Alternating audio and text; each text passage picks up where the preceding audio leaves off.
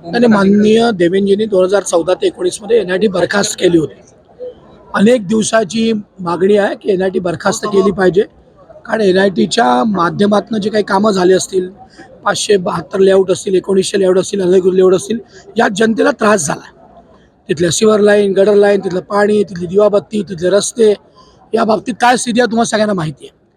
आणि ज्या एनआयटीच्या माध्यमातून एनआयटी पैसे कमवते, तिथे एनआयटी कधी मेंटेनन्स करत नाही।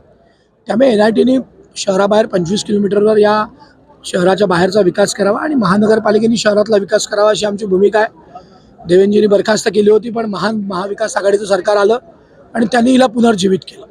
त्यामुळे परत एकदा ही मागणी आहे आणि मान्य नितीनजी, मान्य देवेंजी, उपमुख्यमंत्री, सगळं मंत्रिमंडळ नीट विचार करेल आणि जर जनतेला त्रास होणार असेल तर निश्चित देवेंजी याच्यावर मार्ग काढतील, असं मला विश्वास आहे। मला वाटायचं माझ्या वाटण्याने काही होत नाही। माझी मागणी आहे, कारण अनेक जण माझ्याकडे बोलले आहेत। मी भाजपचा अध्यक्ष असताना मी या बाबतीतला मोर्चा पण काढला होता आणि देवेंजीने ती बरखास्त पण केली होती।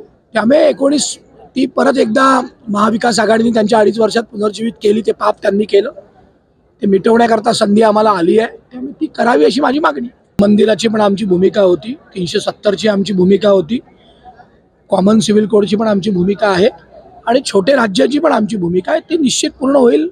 आपण लोक आमच्यावर हसत होते, 200 आम्ही 300 झालो, त्यामुळे याही आमच्या ज्या परंपरागत भूमिका आहे त्या पूर्ण होतील असं मला विश्वास आहे। मी असं बोलणं हा अधिकार मला नाही, त्यामुळे मी अझम्पशनवर बोलत नाही। ती आमची भूमिका आहे, ती मी मांडली।